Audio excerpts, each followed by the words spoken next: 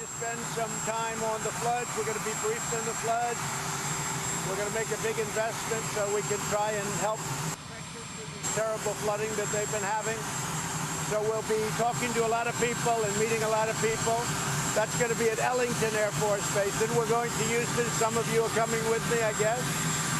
We'll be going to Houston, and we'll be at a very nice big stadium packed full of people with Prime Minister Modi of India. He asked if I'd go with him, and I've accepted, and we're going to have a good time with Prime Minister Modi. We have, I hear it's a tremendous crowd, so that'll be in Houston. And then after that, I'm going to Ohio. Pratt Industries is opening a $1 billion plant. And I told Mr. Pratt, who is a great Anthony, I told him if he does something really spectacular, I'll go and cut the ribbon. And he did. He invested $1 billion in Ohio. So that's Pratt Industries. They're great people. It's a great company, headed by a very great businessman from Australia. So they're bringing $1 billion into Ohio. And I said I'd go and cut the ribbon, and here it is. We're ready to cut a ribbon. It's a great plan. So we look forward to that. Then we're coming home, and then we have a lot of work at the United Nations during the next week. Mr. President. Mr. President, is the meeting at the UN will be Iran completely off the table? Nothing's ever off the table completely, but I have no intention of meeting with Iran. That doesn't mean it doesn't happen. I'm a very flexible person, but we have no intention. It's not set up. We're meeting with a lot of leaders. We have about 15 meetings set up, but Iran is not one of them. Mr. President.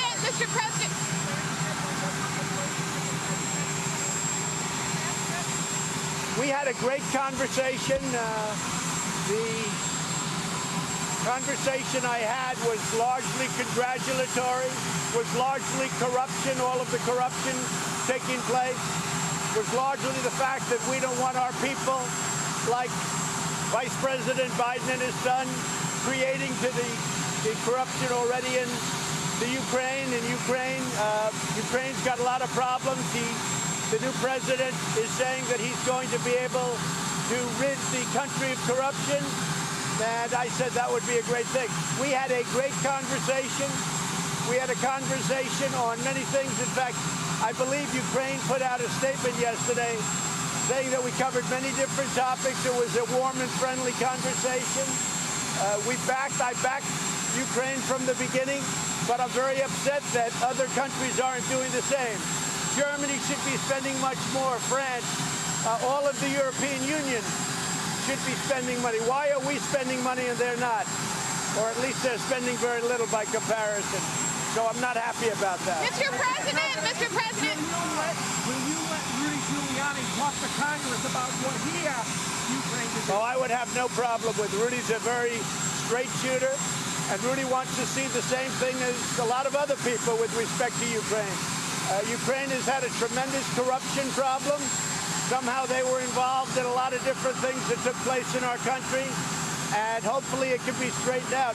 And I will say, the new president, we had a very good talk. The new president got elected based on the fact that he would end corruption. That was probably his #1 thing. Mr. President, do you think somebody was spying on you on that call with Ukraine?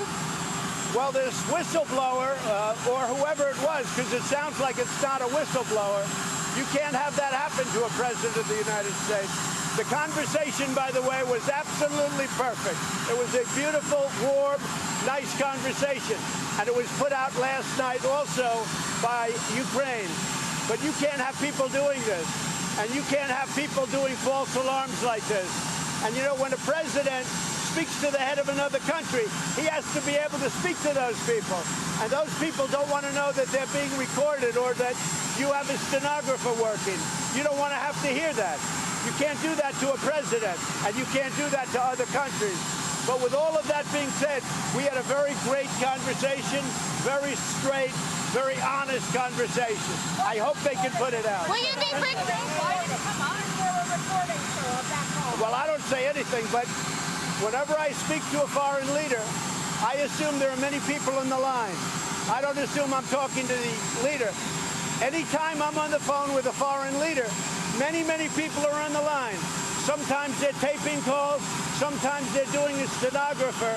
But I also assume many people are on the line from the other side. So if I'm speaking to a country, they also have people on the line.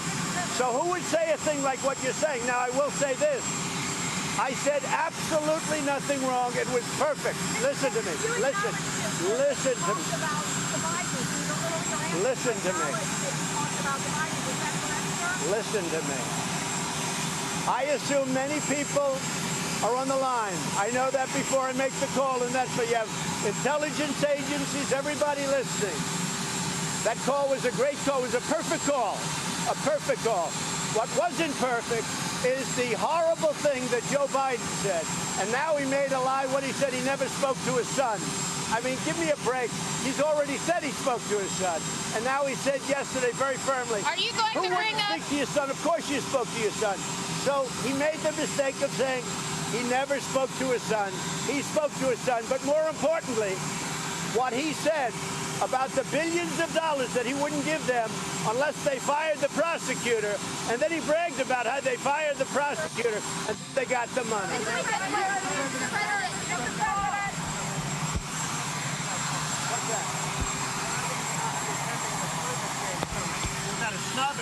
No, it's not a snub at all. I'm very busy. I'm going on the floods today. The floods are very important to me. And climate change, everything is very important. But today I'm going to Texas on the floods. Then I'm going to Houston on the big rally. It's a rally for Prime Minister Modi, and he asked me to do it of India. And I look forward to doing it. What will you discuss with the... Joe and Hunter Biden have mixed themselves personally because of their involvement in Ukraine. Well, not only Ukraine, take a look at China. They took a tremendous amount of money out of China. Now, if they ever took over a China negotiation, he would sell us out. Look at all the money he made in China. The son, he knew nothing. The son is a stiff. He knew nothing. And he's making hundreds of thousands and millions of dollars. And he did the same thing in Ukraine. He knows nothing. This is a very dishonest thing that Joe Biden did. And then he said he never spoke to his son. Does anybody believe that one? But then he also said long before that he did speak to his son. So he lied again. But what he said is that he wouldn't give, I think it was billions of dollars to Ukraine unless they fired the prosecutor who was looking at his son and his son's company, the company that his son worked with. And that's a very dishonest thing. And I'm not looking to hurt Biden. I'm not even looking to hold him to it, to be honest. But he said a very bad thing. He said a very foolish thing.